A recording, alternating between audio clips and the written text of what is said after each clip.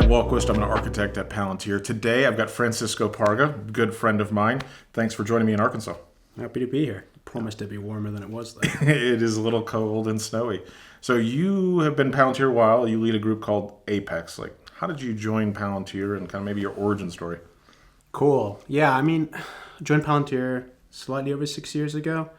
My background's in engineering, real engineering, so aerospace engineering. I always wanted to be an F1 designer. Somehow did that straight out of college, spent 6 years working for Formula One teams in various different guises and enjoyed it, but realized that at the end of the day, we're building this nice little stack of 300, 400, 500 million dollars and setting it on fire to get, two cars to go around a track 20 times a year. And so from a personal satisfaction point of view, from a motivation point of view, I realized that actually, I wanted to work on something that actually mattered a bit more, that had more impact, and then joined in 2018 or so. Yeah. So I met you in 2020, I think, middle with COVID. So everyone else knows, Francisco and I worked on the COVID effort at Palantir, and so there was a lot of really cool stuff that we worked on together. Me as a customer, you as a Palantirian, and I think we've been through the trenches and done a lot of different stuff, whether it's BOM and material optimization to supply chain optimization to all sorts of stuff. But I said before, you lead the group called Apex. What the heck's Apex? What is Apex? Good question. So Apex is one of the pods within Palantir, right? So one of the subgroups. And for us, it was how do we tackle and work on problems that were very close to sort of the execution space. Naturally, that meant we gravitated towards the supply chain space where most companies have to turn their sort of plans and strategies into reality, right? Do we have the right product? Do we have it in the right place? Do we have it there at the right time to serve the right customer? And so that's where we sort of started. We've done a lot of work in the supply chain space, but equally wanted to keep it unconstrained, right? This is Palantir. We take on the hardest challenges, the hardest problems. It doesn't matter. And so right now we're working on pricing, we're working on accounts payable, we're working in supply chain, we're working on marketing. As long as there's an execution piece to the work, as long as we really want to focus on the how do we actually move the needle and how do we turn a theory or a practice into reality, we'll be there. Maybe you can hit on that too, because that's something I've learned a lot about is the difference between my plan and my execution is generally a very large gap, and that's where you play a lot, right? Yeah, I think we're trying to basically make a crazy, nonlinear, random world into something that we can project and predict, because that is the only way we can handle it, or at least that's traditionally how we used to think about it. And so companies will make plans. Maybe they'll make a plan every week, 2 weeks, every 3 weeks, and then they'll go and execute against that. But halfway through that plan execution, things have happened, which means the second half of the plan isn't necessarily valid, right? And often our customers, you sort of, when I spend time with them, I realize, great, you spent $100 million in licensed software to create these amazing plans. And then when you go to a facility, when you go to a plant, you meet Mary, Joe, Mike, whoever that is the plant manager or the scheduling manager, and something will go wrong. And they'll open Excel and they'll decide what they're going to go do next. And so you really then wonder, what is the value of the investment if you're not giving the tools to the people, the operators and the people on the ground to actually sort of interact with that plan, interact with those optimizations in a way that is way better than just simply using a spreadsheet and allows them to sort of generate plans that are sort of globally optimal. And I think that's the power of Palantir and the Ontology is connecting not only the data silos, but connecting the business process silos, that knowing the decision someone made over here ended up really bad for this person over here, right? And they have no idea. Yeah, and it goes back to sort of, again, the world is complicated, and so 30 years ago, 40 years ago, some clever people decided, okay, let's split the world into as few things as we can that we can then control. So let's split it into individual business units, let's split it into individual KPIs we measure. And at the time, that was as good as we were going to get, right? A simple KPI could be, for example, your load optimization, so your truck utilization. Full truck equals cheapest way of moving things. In practice, that kind of tracks, but then nowadays we're at the stage where we should be able to point at a box, at a case, at a pallet and say, how much did this cost to move, right? We no longer have those tech limitations, that data limitation we had before. And so what that means is that we can move away from these KPIs into a world where everything is measured in cents and dollars. And so we can make optimal decisions even though they might not feel that way, right? If you think about it, the truck wants to be as full as possible, but if the most effective thing to do is to ship a half full truck, then that's what we should be doing. Sales is going to want to sell as much as they possibly can, but there's times where the way you sell certain products is going to cannibalize sales elsewhere, or put an undue strain on your supply chain, or in some other way, shape, or form affect your ability to deliver, which means that globally it's not the right thing to do. And being able to connect those dots becomes really valuable, because then everyone can make an informed decision. Leaders in companies can say, okay, I'm okay taking a hit here because it means that I actually perform way better in terms of logistics costs or in terms of OTIF, and that actually overall that is way more valuable than ensuring that my truck was 99.9% full instead of 95% full. And that it comes back to like some of those other capabilities that I think are differentiated. Is like, cool, now we talk about chained scenarios where I'm changing a price here, which changes the demand. How do I do the supply chain? How do I produce the right product? Do I have enough production capacity? Do I have the raw materials? Do I have the procurement? Like, all of those things need to be considered when making a price change. And you do that over hundreds or thousands or hundreds of thousands of products and materials and places and locations and customers. It gets so hyper complex. And I think that's where also the power of, like, when we talk about chain simulations in the platform, I think that was one of those things that really blew my mind was, wait, so now I can model these global kind of considerations, but I can also simulate and understand that, well, if I try these 4 different things, what's going to be the most optimal thing before I make the decision? So coming back to that, how to make the optimal decision, here's the trade-offs, human, right? And I think that's super powerful. And I think, you've been doing the forward deployed engineer gig and out at the edge. Like, how do you see that from like a customer perspective? Because, like, I saw it, I was impressed, I was right by your side doing it, it was fun. But like, as we do that more, like, what do you see the value from your perspective, like a forward deployed engineer?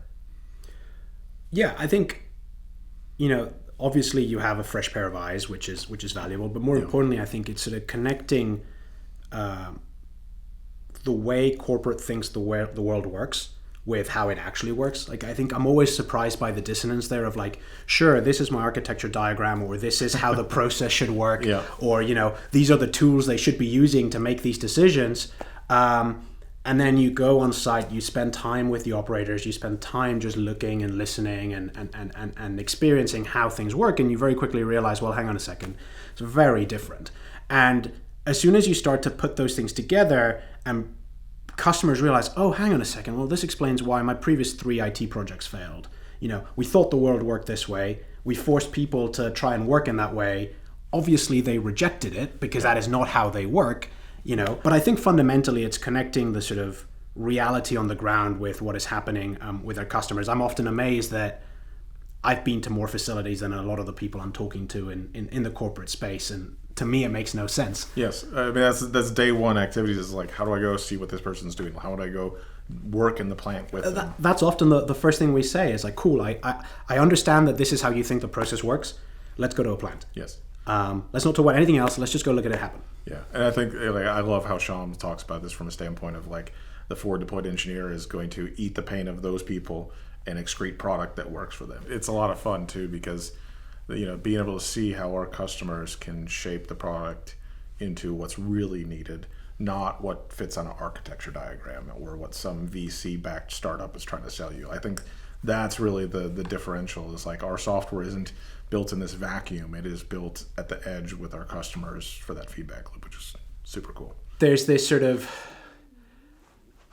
I don't know if it's intellectual laziness or what it is, but it's just like, I want to throw an AI model at it and I want to get an answer. Yeah. I don't want to think about the process. And the reality is that to go from data to action, you then have to go and understand what the process is and how it works, back to the forward deployed model, and then represent that somewhere. And I think that's what the Ontology does so beautifully. It takes those data concepts and then layers on the reality. So it layers on how those things relate to each other, what actions may occur, what other things may affect it, so that you can build these chain simulations, you can build these digital twins, these alternate realities. Yeah, and now I've been doing this long enough. I think the way I would distill it down as well from like what you're saying here is I was very much focused on like how do I create this technically sound place that all the data is together, and I had to build it into a technical dimensional data warehouse so that my BI tools would work on it.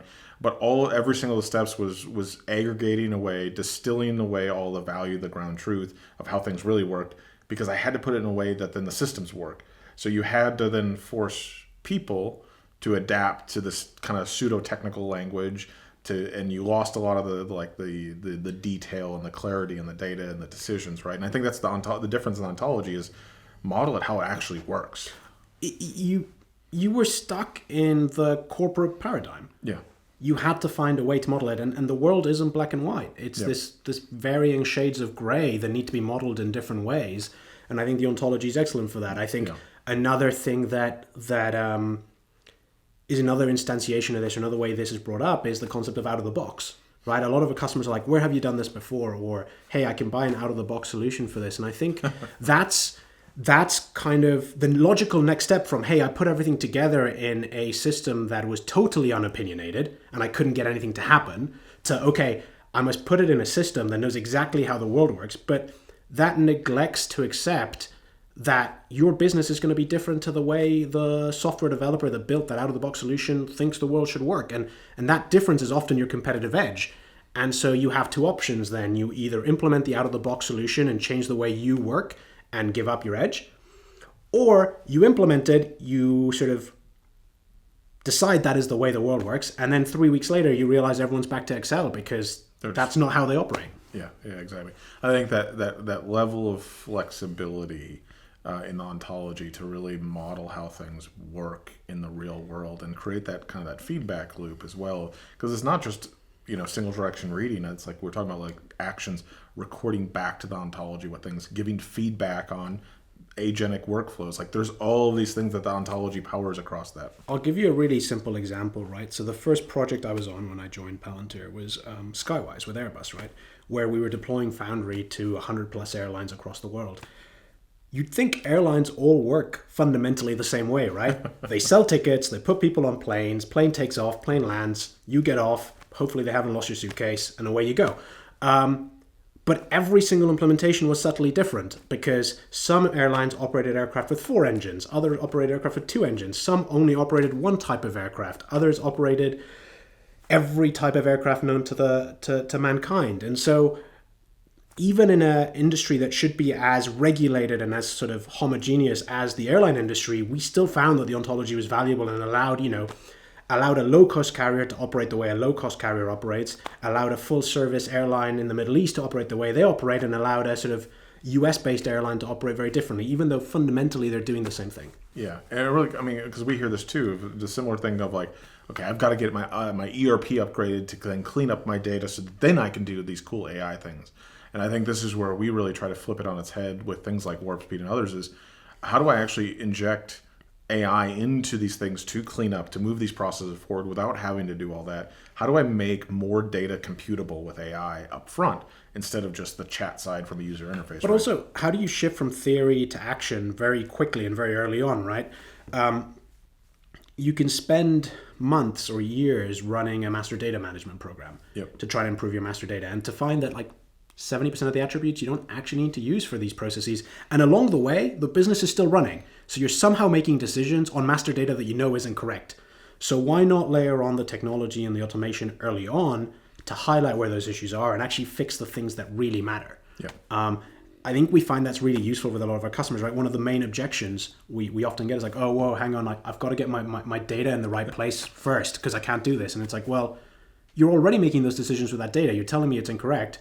It's even more reason to try and do this early on so that you can highlight the issues faster, better, and not rely on somebody correcting them using Excel or using tribal knowledge that they've had for working at the company for 20 years. Yeah, and I think it really comes back to the best way to fix data is to try to use it, because contextualizing that in the transaction, not all master data is created equal.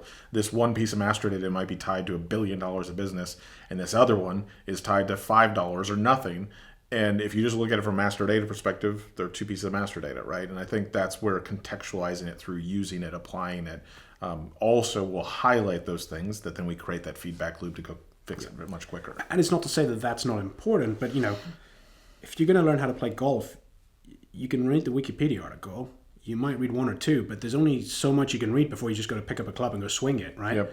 I think it's the same here, slightly different context, but fundamentally it's the same thing. Yeah, you really got to get that muscle memory and for doing the activities, which I think then also from like just on the master data point of like it's like pushing rope most of the time to try to get people to go fix master data if that's just the outcome you're trying to drive. But if I have a new initiative that's got real ROI tied to it, and I can show that these 5 pieces of master data are an impediment, that's a much better way to get people to act to go fix it. Yeah, it becomes a massive carrot. With a lot of our deployments, what we do is we'll set it up where version 1 will have a big red button that says master data is wrong. This is what I think the answer should be. And when we go live, we collate all of that and we use that to go fix the master data. And so what ends up happening is the end user, when they log in the next morning, says, "Ooh, okay, this is correct. I finally don't have to remember that I'm not shipping to this location. I'm shipping to this one." Yep. And they see the value in correcting it. They see the value in updating it. And it just becomes this sort of flywheel effect where, within a few weeks, most of the data that actually matters is correct. Well, so what you're really bringing up in my mind is the power of the ontology plus LLMs together. Really because you've modeled the data, the logic, the action of your entire business process. That means when I need to be agile and change things, I've got the process already mapped out. And these agents can now reason through about how to fulfill the request you have about, hey, for these next 50 things, do this. And I think that's the power where ontology really unlocks the true power of the machine reasoning components with LLMs, right? Yeah, and because the ontology represents the business in a high fidelity way, the LLMs become incredibly sort of explainable.